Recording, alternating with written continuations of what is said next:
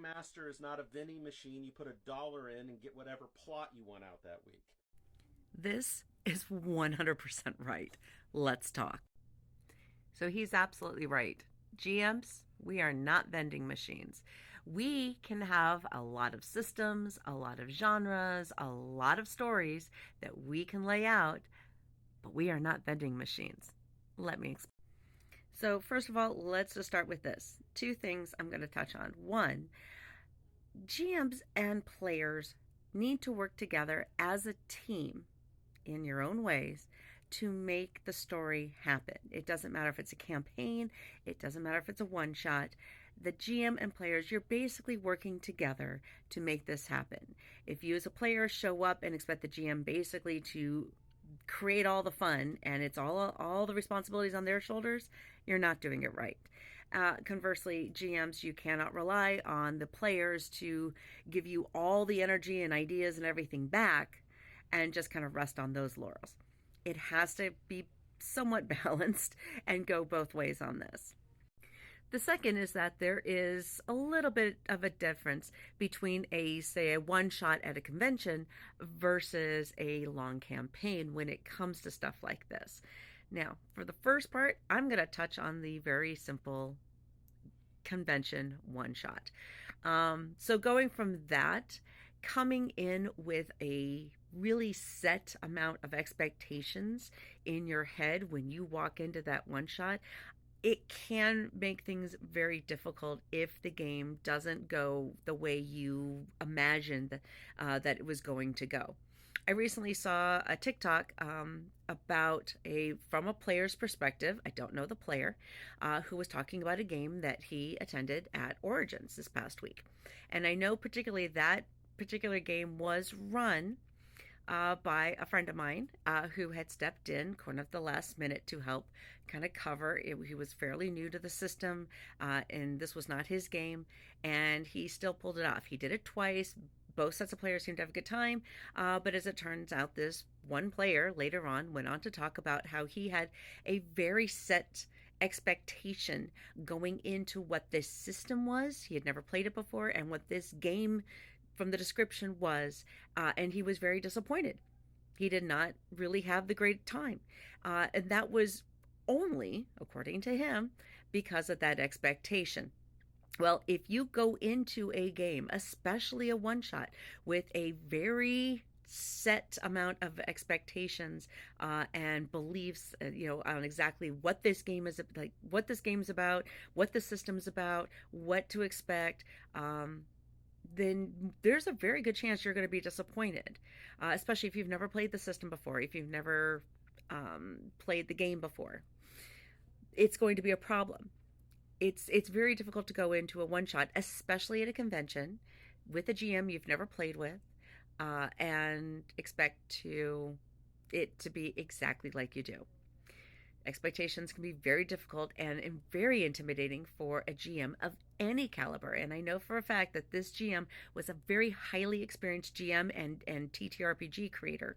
So the simple fact that the big disconnect for this one player was the simple fact that what he came in and he put his 25 cents in, and what came out was not at all what he expected it to be in his mind. That sullied the experience. He didn't. It was a 4-hour game. I don't think he ever talked to the GM and let him know. He never said, I'm sorry. At the break, I'm sorry. This game really isn't for me. It's not what I expect. I'd like, I think I'm going to leave. I'm going to cut my losses. There was no feedback whatsoever, and then it showed up on TikTok. So come on, if there's a real issue with that, going into a one shot with a huge amount of expectations like that, that's going to cause problems. And when maybe that is something for the player to work on, try to go in with fewer expectations, come in with more of an open mind. It's generally a better way of doing it. But let's move on to campaign. Now, with an ongoing campaign, that could be a little bit different.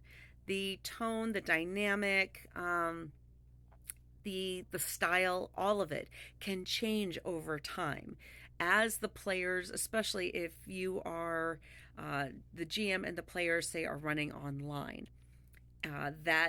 That can, you don't know this GM, maybe you've never been a part of their games before. I can promise you, though, there's a very good chance, and again, it's not 100%, but there's a very good chance that GM puts in a lot of time and effort in preparation.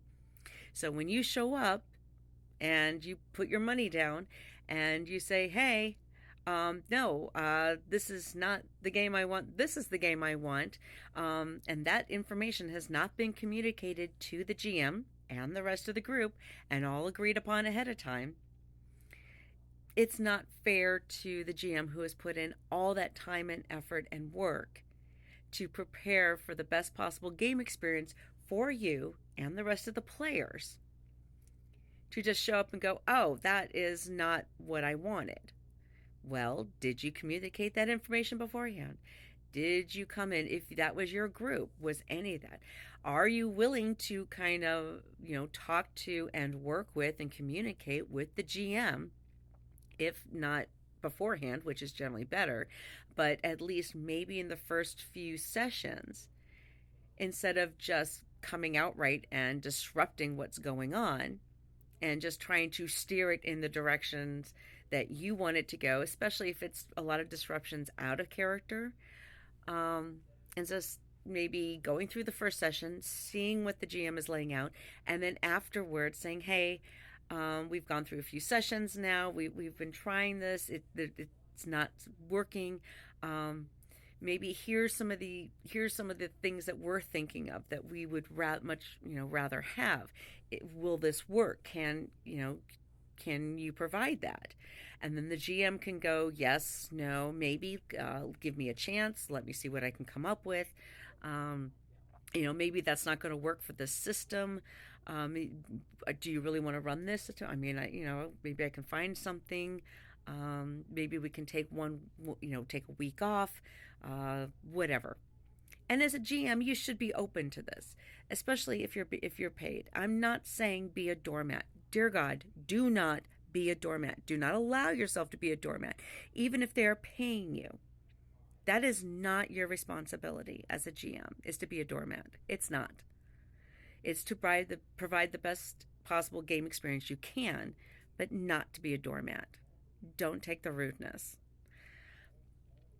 But try to work with the characters. If it means stopping, and just saying, hey, I'd like to talk to you guys.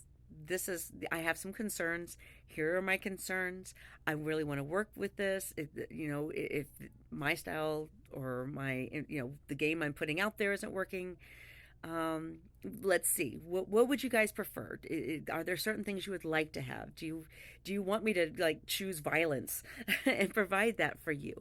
Do you want me to a lighter hearted game? Something a little bit more crazy, a little bit more out there in the field, something. Try to come up with some ideas constructively, offer it to them, see what response you get back. If they're just going to be rude dicks, forget it. Be professional. Say, look, I don't think this is going to work. I'm very, very sorry. I can provide you maybe a wrap-up game, and we can just cut our losses and whatever else. Otherwise, who knows? If they respond, they go, hey, this dark and gritty thing isn't working.